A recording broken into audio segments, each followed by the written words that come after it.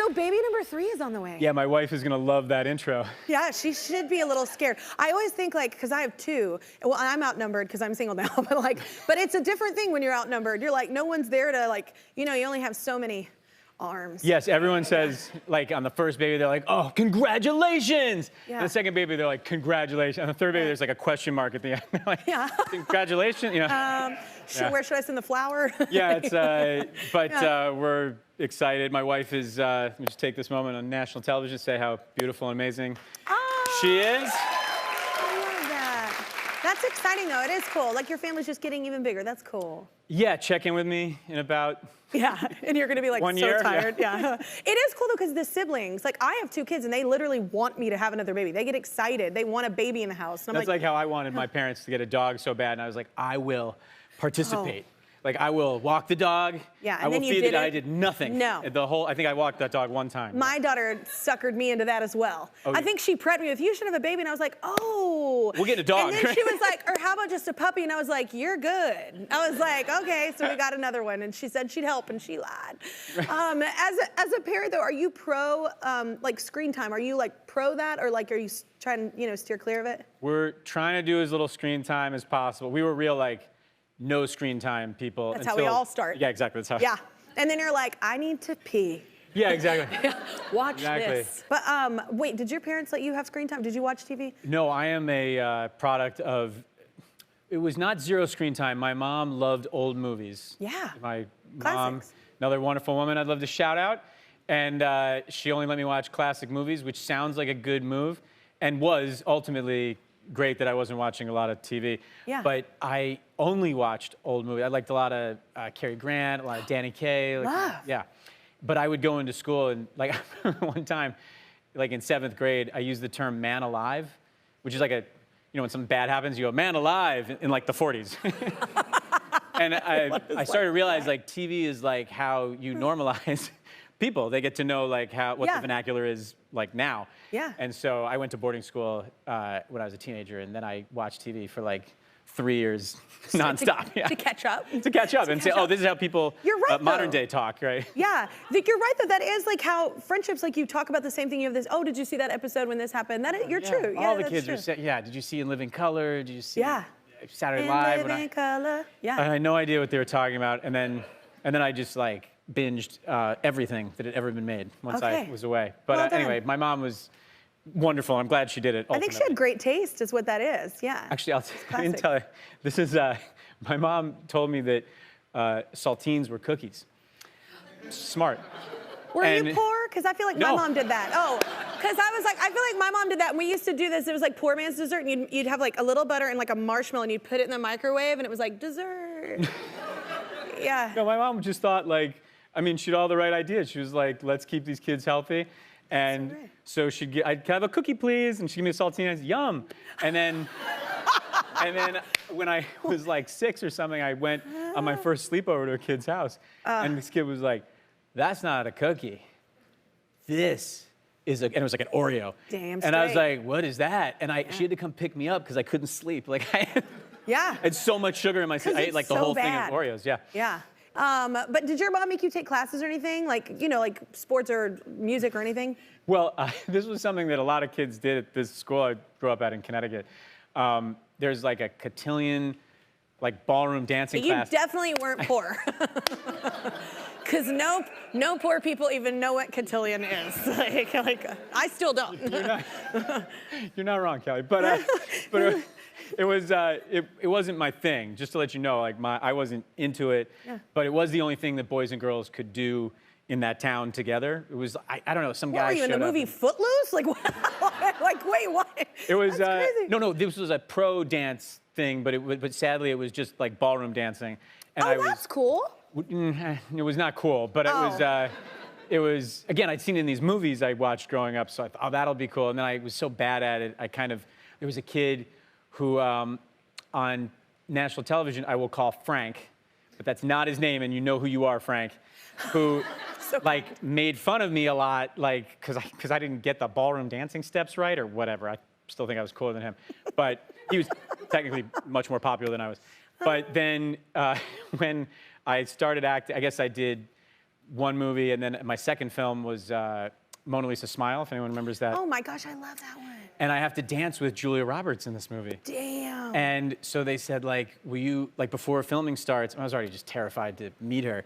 They're like, will you come do a ballroom dancing class with Julia Roberts? And I was like, this is my shot. It's like everything I learned in that oh, here we are, dancing. It's me and my, Look at your little baby face. Yeah. I was so scared. I stepped on her toes like a couple times, and she was very cool about it. And then when we did it on the day, the whole cast was also dancing on the dance floor. And again, I won't use his name, but I told her this story. And Julia Roberts came up to me at the end after the scene, and she high-fived me, and she goes, that was for Frank. And I was like, ah, we can't stand Frank, whoever you are. Frank, you know who you are. Yeah, bullying isn't cool. That was a look at season 3 of his show, Home Economics. You can see it Wednesdays on ABC. So you asked to show that clip, right? That was the clip you wanted to show, right? Yes, because that episode, our 4th episode, takes place in 2009. That might explain why we looked awesome. Awesome. the swing, that was amazing. Yeah, and they put so much product in my hair. The hair lady was like, don't stand next to any open flames. But we're trying to clear some Kelly Clarkson 2009. Don't worry, I won't make you agree to anything. I know, I'm like, well, I'll agree. What is it? That's the album, right? That's yeah, the, 2009 what is that? My Life Would Suck Without You? Yeah, that's all I ever wanted. Ooh, I should know this. Yeah. Ooh, well, I don't listen to myself. That's right, yeah, that'd be weird. Yeah. That would be weird if I'm just like jamming to myself. But I think I listen to it too much. But I'll get it cleared. Great. Yeah. All right, great. You heard it. You heard it here. You heard it here. Actually, Clearing songs is hard. When you know how many songs I do on the show? Yeah. Clearing songs can be difficult. Half the work. Yeah. We, after I came last time, I had such a great time on your show, and Wilmer Valderrama had just been on before me, and we were talking about it, and we can't believe that we weren't hanging out with you. Like, I feel like 2009 was, like, or mid-2000s, like, I can't believe we never crossed paths. And when I said to her, I was like, I think we would have, like, hung out with her. We totally would have hung out. Here's the thing to know about me. I am an extrovert, but also secretly an introvert. So that just means you're an introvert. No, I know, exactly. I know, but I am an extrovert. I like people. Like, no, it's like once I get to know someone, then I'm like this all the time. Like, I think on camera I'm even more outgoing than I am in life. I think that's a lot of actors that well, I'm not an actor, but musicians are like that too. What was when was you're singing in the rain? I was talking to your producer about this. Like, it's like raining indoors, and you're singing it like MTV Movie Hazel, no. But you know, it's like a. Oh, so Dripping On. Yeah, but when was that? That was the MTV. That was the VMAs. That's like the greatest performance of all time. Like, it was. That's up there for me with like Prince, Super Bowl. No, sorry, I don't mean to.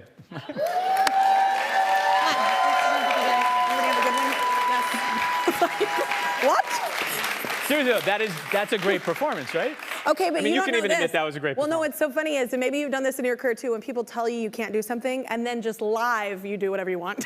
Oh, what happened? They said you can't turn on the rain? I wasn't supposed to be a part of the rain. They were like, oh no, you're not allowed to do that. I don't know if it was liability or whatever, but then it was like, I didn't tell them, so nobody was held accountable, only myself.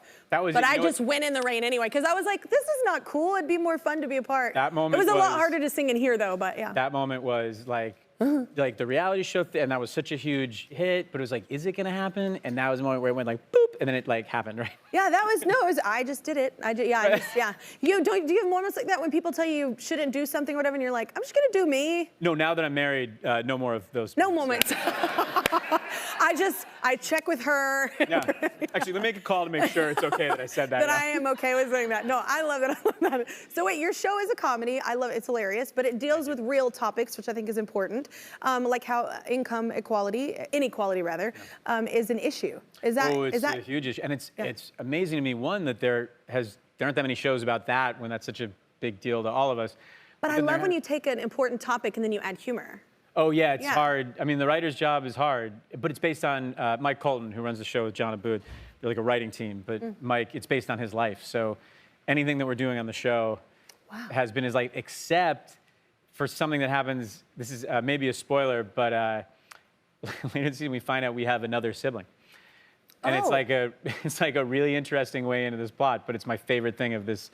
I can't tell you who it is or but it's like, these writers are so good on this show, and it's so inventive, and it's so another serious situation that is like done with a lot of humor, and like I love it. I love being with the cast. It's such a fun show. You know, and I love that you point that out. And you're such a great human too, because a lot of people that come here don't always mention the writers, and the writers are so important for those plots, those storylines. So they're the whole thing, but well, like, they're not the whole thing, because they you have really to be are, able actually. to implement what's happening. They're way more than the actors. Let's say no, that. I don't think that, but I just think it's amazing though that like when you work with incredible writers and you're inspired by what they're doing, and it makes your job more exciting, right? The same thing as a singer. Like, No, agreed. Yeah, that's cool. I love when people come up with great storylines. That's awesome. Well, there's this photo that exists from the very early days of that '70s show. Do you remember this? Yeah. Okay. So why don't you? And how is a man that skinny eating that many burgers? Like, I'm just like, what kind of medicine Kelly. are you on? Your producer, your great producer, Craig, Tom Chef, who is in charge of my segment, was my first interview of all time. That's from People's 40 Fabulous Faces of something. I don't know. But like, he did that. He didn't take the pictures. Okay. I didn't know anything. I can't look at this. Here's what I keep the picture up. Okay, here's what I want to tell Craig, by the way, because I love him and he's great. But also, like, no one told me I had a say in like what the concept, like, you know that when you do a photo shoot, you can say like, hey, maybe I won't be eating like 10 hamburgers, a plate full of hamburgers, or like, what's the thinking behind the suit? What or are we like, doing? What are we doing here? But I just like did this interview with Craig. He was very gentle. He was my first, and and then when I was preparing for this segment, I got to talk to him. I was just really, really happy to reunite with him, and like, you know, I mean, my mom, like, you know, clipped it out and put it on my pillow when I came. It was like a big deal for the Grace family. I love that. I had this moment too. I did ridiculous things. Yeah. Then and you're just like, you don't know. You're green, right? So I was you don't like, know. I'll do anything. Yeah. They got us. I did. They got us. They got both of us. They got us. That's okay. We made it. Who won in the end? Who won in the end?